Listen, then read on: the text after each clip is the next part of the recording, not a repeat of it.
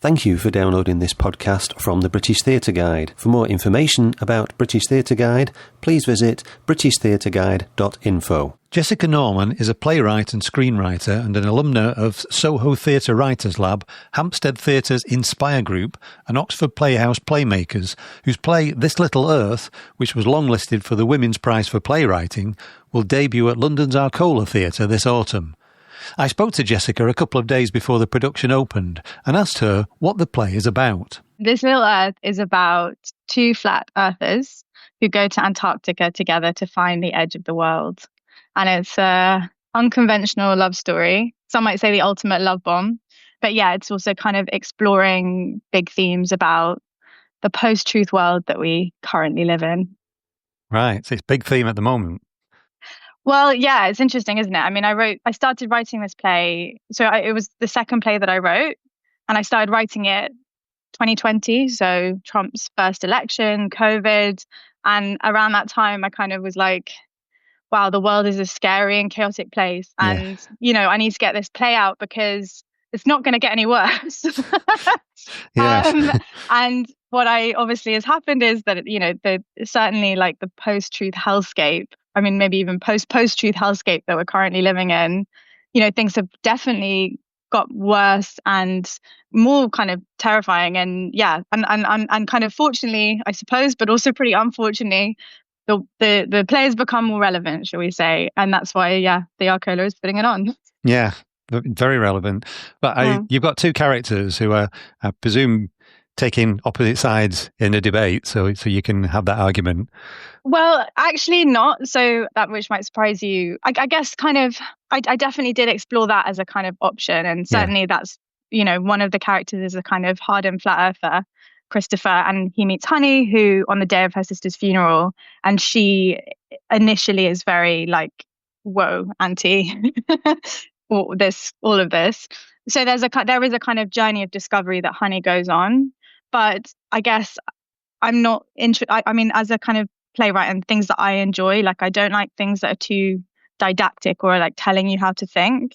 And I think, and actually really the challenge for me as a writer from writing this play is not to like say that flat Earth is absurd. Yeah. Because, we know that it is it's a very extreme manifestation of kind of post-truth. Yeah. And I know that a lot of people in the audience, I would be surprised if there was a flat earther in the audience. That is to say that if one comes, I hope that they enjoy it.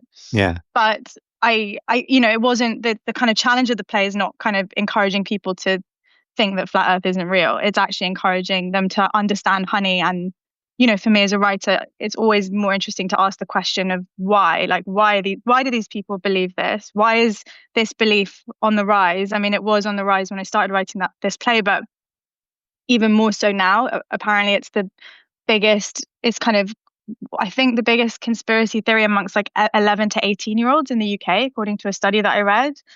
So we do have to ask that question, but also, not let these characters off the hook. Yeah, because it's easy. Something like Flat Earth, the Flat Earth Society, it's for a long, long time, it's been treated as a bit of a joke. And it's easy to be dismissive, but I think we've made that mistake of dismissing some of these extreme views for a long time, haven't we? And that's just got us into this situation. Yeah, I mean, totally. And I guess, when I started writing the play, it wasn't that long after Brexit. And there was a lot of people there was a lot of kind of looking down on people who had different views. Yeah. And yeah, it's just that kind of doesn't really interest me. Like, I guess a kind of plain debate between a flat earther and a non-flat earther, like that's not the interesting part for me, I suppose. It's like, how do I write characters who I do fundamentally disagree with, but also trying to understand like how they got to where they are and asking that question. Because I mean, conspiracy theory, obviously flat earth, as I said, is like this extreme manifestation, but there are lots of very widespread conspiracy theory, and it is really kind of a scale. It's not like those crazy people over there who believe that. Like, we all engage with conspiracy thinking to some degree. And actually, I did a lot of research into conspiracy theory and really like it's not linked in any way to IQ. It's, often linked more to kind of experiences in the world. So like if you experience kind of oppression or inequality or whatever, like you're more likely to see conspiracy theories. And also because real conspiracies have happened to you. Do you know what I mean? Like, it's like that. And I guess we can't pretend like conspiracies don't happen. I mean, there's a kind of speech, I guess, again, as I said, it's like, it's not trying to convince people that flat earth isn't real. It's trying to convince them of like, why these beliefs. And Christopher has a kind of like just a short kind of speech in the play where he's sort of talking about all the conspiracies that turned out to be true, like Jeffrey Epstein's secret pedophile ring and COVID, like the kind of lab leak thing, which was a real conspiracy at the start, and then now it seems to be become more accepted that might have happened. And so conspiracies do exist. I mean, the reality is real conspiracies often get found out and exposed. That's the difference, I think, between the kind of overarching conspiracy view of the world that like there are these secret actors in charge of everything who are trying to hide the truth from you. But they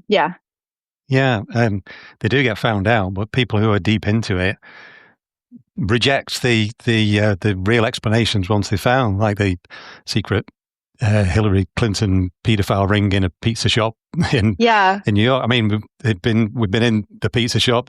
Various journalists have been there. They've filmed it, but there are people who they won't be swayed from that, will they? No, and I guess that's kind of more what the play is exploring. It's like what happens when you are confronted with truth. Yeah. Like, for Christopher, who's this hardened flat earther, going to Antarctica. I don't want to give anything away, but like, he's confronted with the truth of, a kind of reality.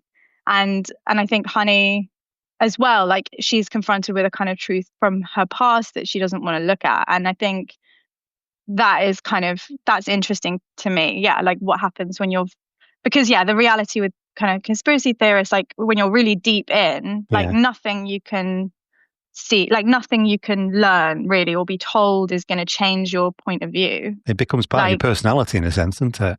It becomes part of your personality, but I also think it becomes really difficult. Like I spoke to this brilliant psychologist. He's a professor of anomalistic psychology at Goldsmiths. Yeah, he's brilliant. He's called Chris French. And I remember him saying like, it's very unusual to go down that road and to come back from it because, in the process of going down it, you probably isolate yourself from so many people around you. Yeah. It's actually the hardest thing to say, I was wrong. Like, that is a really difficult thing to do. Yeah. And also, as you say, like people find an identity. They find a community as well. They find like other people, they connect with people who see the world the way they do. And like maybe they haven't found that before. And it kind of gives them, real purpose in their lives. And like, I can really get it. I do get it. Especially in this like time when we are so sort of isolated from one another, like to find something that connects you to other people is really powerful. Yeah. And there's so much that we're bombarded with, particularly these days online. It's very easy for any of us, like you say, it's not down to intelligence. You see something on social media, President Trump has said such a thing, and it sort of aligns with your view of what he would say, even though somebody's made it up. So it sort of becomes part of what you think about that person, isn't it?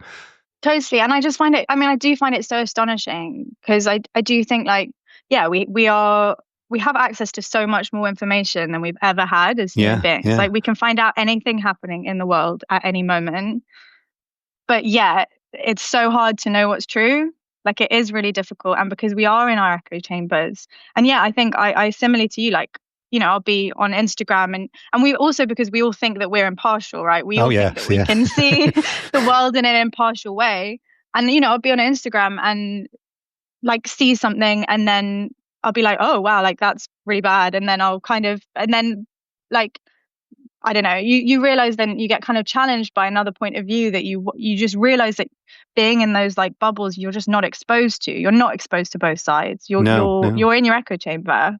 And and even, obviously I've had to do a lot of going down the rabbit hole in research of this play. And it's a scary place, isn't it?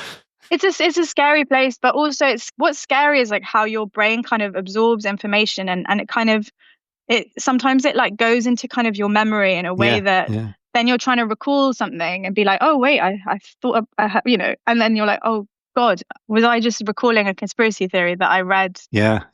Like deep on YouTube or in a kind of, on Reddit or whatever.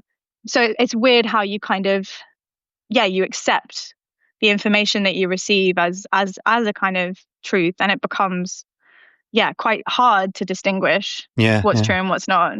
And anybody that thinks that they're above confirmation bias is very naive, really, aren't they?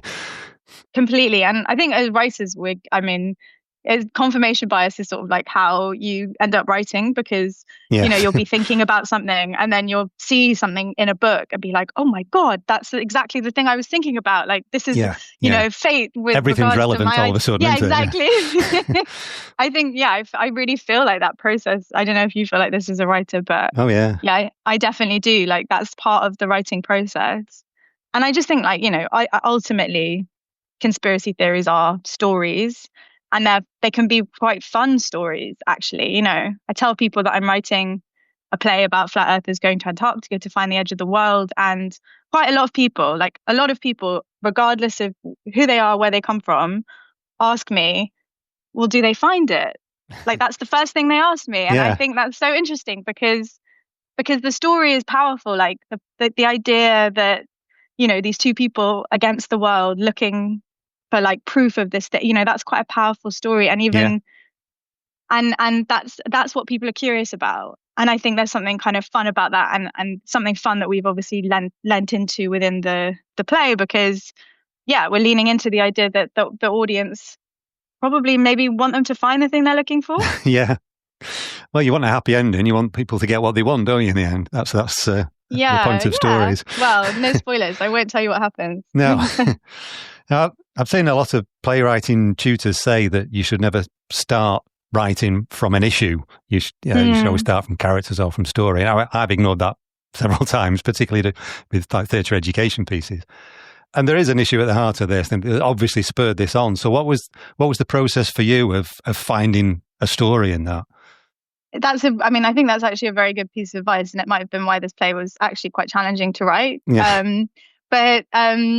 I guess I always had, so it started life as a short play. So I got commissioned by the Miniaturist New Writing Night to do a short play. And I had this idea. I was interested in conspiracy theory. And then I was like, I'm going to explore these two characters going to find the edge of the world. And so I guess I always had that, but I guess it was more like the question of like what happened. I mean, the kind of character arcs and what actually happens.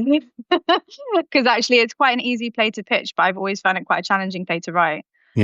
I always had these characters, and I think I explored, because it was my second play, I spent a lot of time redrafting it and trying out different versions, like the debate version where, it's two different sides. And it took me quite a long time to kind of find the nuance of it, I think. Because again, I'm not interested in just sort of, I don't like plays that just feel like issue plays in the sense of like that, characters being mouthpieces for points of view. I don't think, it's far more interesting and harder to do as a writer to kind of get the character and both the characters and kind of story expressing the thing that you want to explore. Yeah, you don't want to just be preaching to the choir, do you? You want to make people think. You want to make people think, but so I guess, the things that I've really explored are kind of the idea of like truth and also kind of lies. And lies are kind of interesting dramatically, aren't they? So, what are these characters telling each other? What are they not? And that's kind of quite an important, it's sort of using the themes that I was sort of interested in and the theory and the kind of belief and kind of this sort of search for meaning essentially, and a kind of, well, personally, I think it's a meaningless world. And so, but for some reason, I'm obsessed with writing about belief. But I think it's kind of, what I've tried to do. And you guys can come and tell me if I've done it well or not, is to not be too didactic, is to express my themes like through my story. Yeah, writers and philosophers have been searching for meaning in a meaningless world for thousands of years. So you're not going to come to any solid conclusions, but it's an interesting exploration, isn't it? Yeah, spoiler, I'm not going to tell you the meaning of life in this. But I don't know, I think there is something in them, I don't know, for me at least, like searching and is a kind of meaning to me, like looking for whatever that is, like whatever that gives you kind of purpose. I think purpose is really important, to be honest. And I think there's a lot of people who feel like they don't have purpose right now, like they don't have and that feels, I always feel really lucky as a writer because I just want to keep writing. Like that, my purpose is to get up every day and try to like make sense of things through the stuff that I write. But I think, I think it's really hard to feel like, you don't have purpose. And then I can understand why for some people then conspiracy theory becomes a good outlet. So you say this started as a short piece. It was commissioned. What was the journey then from that to the Arcola? So, well, I mean, the short play was performed at the Arcola. So in some ways, it came full circle, if you will. Yeah. Little flat earth joke there. And so I guess, it's quite interesting. Again, I don't know if you've like ever done this. I'd never kind of, the process of going from a short play to kind of really extending it out. Again, I think that's something I found quite challenging actually, because, what was great was I'd seen this piece in front of an audience. I knew that it worked. I found that the audience found it kind of funnier than I thought it was, because I took my characters really seriously, and I do continue to take my characters really seriously, but I put it in front of an audience and they were laughing, and I was kind of like, why is everyone laughing? This isn't funny. I'm completely, but there's obviously a lot of humor in the play as well as everything else. But then the process, and then I kind of, the pandemic happened, and then I just sort of wrote loads of drafts of the play, essentially. It was quite a weird one, because, I was sitting at my kitchen table where I am now, and, kind of transporting myself every day to Antarctica with these two characters, which was a lovely bit of escapism for me, but also kind of not knowing if the play would ever see the light of day. Like, all the theatres were closed, and and that was kind of strange, and it was sort of like strange act of faith, I suppose, as well. But one day it would see the light of day, and then kind of more recently, in terms of getting it on, I was sort of creatively match made with my director, Amy White-Corner, by a mutual colleague, and basically she had a slot at the Arcola and couldn't find a play, and I had all these plays and couldn't find a slot for one of them, and it was the perfect marriage. And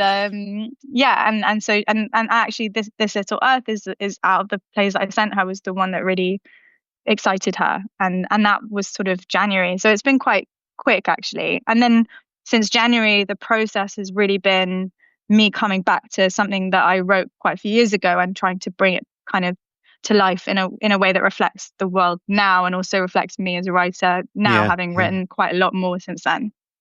So what was that process like of going back to something from a while? That can be good and bad, can't it? Yeah, it's challenging, I think, because, you go back to something and you realize, I kind of, what was nice, I suppose, was I realized like, I've come a really long way as a writer. Like I can see the things that I was doing that aren't going to work dramatically, but obviously then you have to kind of change them and like wrestle them into shape. So I kind of in some ways I tried to think about it almost like writing the play kind of completely anew. And probably a lot of the stuff that was in the draft in January is kind of gone. But so I think, the wrestling into shape, it was challenging. But also what was nice was having the kind of deadline, knowing that it was going on, and kind of, I did kind of readings of it, just so I could hear it out loud. And actually, I think it's come kind of leaps and bounds, just, knowing that it was going to go in front of an audience and will be, Deadlines can be so important, and so many writers wouldn't ever do anything if there wasn't a deadline, would they? No, exactly. And I kind of, I really thrive with deadlines, so it's been good. Have you been involved much with rehearsals? I have, so I was there kind of every day. Initially, we went through the whole play and, testing every scene just to see how tight it was, and also just testing kind of the character arcs and making sure that, they were tracking and they made sense. And so I did kind of a fair bit of rewriting in that first week. Right. And then I kind of left them to it for a little bit. And then I kind of have come back kind of end of the third week to watch rehearsal room runs as we kind of gear up for the tech. Yeah. You start rewriting at this stage, actors start getting a bit upset, don't they? Well, you say that. I mean, we've got two fantastic actors, Fanta Barry and Ross O'Donnell, and I mean, they take it in their stride. I mean, they're both really passionate about new writing and have been such incredible collaborators in this process. And I really, we would not have got the play to where it is now without them. Actually, we did have a sort of challenge, shall we say, between the first and second run, where the play was kind of at least like about half an hour longer than we thought it was, and I had to do a lot of cuts overnight. And by the next day, we rehearsed them in, and they were getting it perfectly. So they get it, and they want the play to be the best it can be. So they are being flexible with those cuts when they come. But hopefully there won't be anything like that happen again.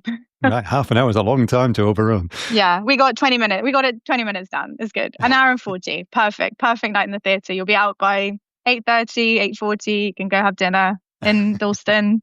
Well, there is more than just the play on at the theatre. You've got the Antarctica Climate Café. What happens there? Good question. So we're doing a couple of events in partnership with the UK Antarctic Heritage Trust. So I actually work for them through writing the play. Kind of, I guess, a strange kind of roundabout thing where I got interested in conspiracy theory, I got interested in flat Earth, and then I kind of discovered Antarctica, this extraordinary, unbelievable, really continent at the bottom of the world. And I got obsessed with that. And then because previously I'd worked at the Old Vic Theatre doing kind of programming and producing, I got hired by the UK Antarctic Heritage Trust to create a podcast for them about Antarctica called A Voyage to Antarctica.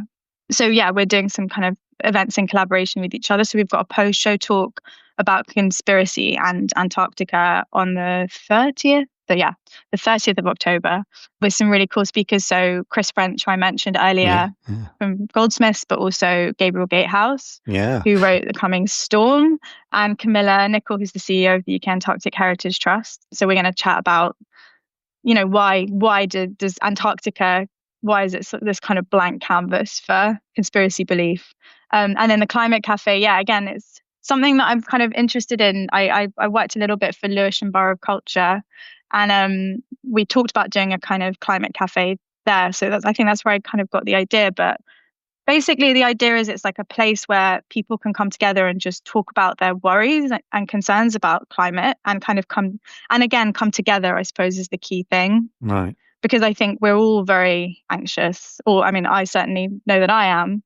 I kind of feel quite anxious about, just the way that the weather is changing, and we can literally just see it happening outside, and we're experiencing that, and just a kind of place to have a sort of facilitated discussion and a cup of tea with people, and also to learn a little bit more about Antarctica, which is, the most incredible place and actually a very inspiring place I have found from the point of view of making these podcasts and talking to these historians and explorers and artists and scientists. It's this place of innovation and discovery, and that, we all need to be inspired at the moment, I think. So hopefully there'll be a little bit of that. There's a sort of purity of being able to sort of strand two characters out. Mary Shelley did it in Frankenstein, out in the snow there, but there's no interruption. They're just out there on their own, aren't they? In Antarctica? Yeah. Yeah, well, I mean, you'll have to come and see what happens. But they I guess that was also something that I found interesting about Antarctica as a setting, because I think I'd never seen a place set in Antarctica before, and I'm kind of quite interested in landscapes. In terms, that's always sort of informed my writing, and sometimes actually landscape is kind of where I start. Like I've written a play set in Wiltshire at an archaeological dig by Stonehenge. I've written a play sort of, and that, I guess, kind of, that's probably the main comparison. But I find the kind of our relationship to the natural world like a very interesting thing. And obviously Antarctica is the most extreme version of that, because it is the most inhospitable place on the planet. There have never been any indigenous people there. There were dinosaurs hundreds of millions of years ago when there was a rainforest. But, people who go there live in very controlled environments on bases, or they go off and do these explorations, and sometimes they don't go so well, as we know from history. So I guess, it is quite fun. It's been quite fun imagining that landscape and imagining my characters there. And as I said, you'll have to come and find out what happens when we get there. I notice you're an alumnus of the Hampstead Theatre's Inspire Writers Group and Oxford Playhouse Playmakers and Soho Theatre Writers Lab. What did those give you as an aspiring or an upcoming playwright? That's a really good question. I mean, I suppose what they kind of initially gave me was just a feeling like my work was being recognised, that, these schemes are really competitive, and just to have been kind of read and considered and then chosen to be on them was really, just a big boost to me as a writer. I think the main thing they gave me with this was an incredible network of peers. And, I've made like lifelong friends from the Hampstead Inspire scheme and from Oxford Playhouse Playmakers, like that. And I think that is just something really invaluable because, as you know, it's very isolating being a writer.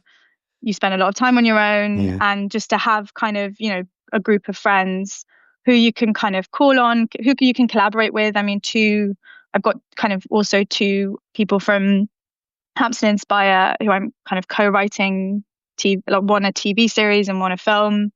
So like creative collaborators, but I think just friends who are kind of in it and who kind of get what you're going through, but also who can kind of inspire you, because actually, certainly since kind of Hampstead Inspire, a lot of my kind of colleagues, so like Martha Watson-Allpress or Sarah Power or Nancy Netherwood, they're getting their plays on. Sid Sagar, they're all getting their plays on now, and actually just seeing that happening is really inspiring, because it's like, okay, well, if it's happening for them, I can make this happen for myself as well. Yeah. And I think, that is just, you just like can't put a price on that. And do you share work and give each other honest opinions on each other's work? Yeah, no, absolutely. There's a lot of I've got a lot of people in those groups who I can kind of send work to read. That can be really valuable as well, can't it, as a writer? Just like to kind of be like, am I going crazy? Like, is this the worst thing in the world? Is it kind of fine? Tell me what you think. And also like they're actors, so doing kind of readings of if you need stuff read aloud, people do that. But I just think that's kind of the most valuable thing. And I kind of and really sort of unexpected. I wasn't expecting to get that, but it's nice. So what's next for you apart from this play? Good question.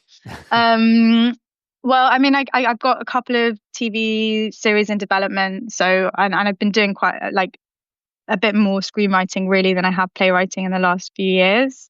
And I also have 3 other plays that I'm looking for homes for. So there's that, and I'm writing a novel, which I really should go back to. But so I'm going to kind of do a second draft of that. But so a few things in the works. But writing's just writing. The medium doesn't matter. You just find a medium for whatever your idea is. I suppose. I mean, I think Lucy Preble talks about like how writing different kinds of things exercises different kinds, like the different muscles in you as a writer, and definitely theatre is the toughest workout, I think, because obviously you are writing something that then is going to be experienced in front of your eyes. There's no other medium where you can see people responding to your work. You can see when they find it funny, you can see when they find it boring. My biggest fear is like people coughing, because coughing means people are bored. So I know that if like one person coughs in the audience, I'm going to be like, oh my God. But I definitely really appreciate and love theatre for that. I mean, but for me, it's like ideas. I'm trying to fit the idea to the right medium for it. And sometimes there are multiple. Sometimes it's like, this could work as a play. It could also work as a TV series or a film. But with my novel, it was actually a TV idea that I was developing. And then I was like, and then quite a few of my friends had written novels, and I was like, going to give that a go, see if I like it. So I've been doing that, and I really enjoyed that. So I think it's just, is that thing, isn't it, of like a change is as good as a rest. Like, if you've got different projects you can turn to at different times. Exactly, in different mediums. And like, I find that I just really love writing. So, and as you said, I don't really care what kind of thing I'm writing as long as I'm doing it.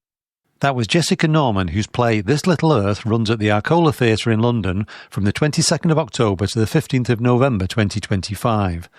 The post-show discussion with Jessica and journalist and author Gabriel Gatehouse, Emeritus Professor of Anomalistic Psychology Chris French, and CEO of the UK Antarctic Heritage Trust Camilla Nichol will take place on Thursday the 30th of October, while the Antarctic Climate Café will be before the show on Thursday the 13th of November. For more information and tickets, see www.arcolatheatre.com. You've been listening to a podcast from British Theatre Guide. For more information, please visit britishtheatreguide.info.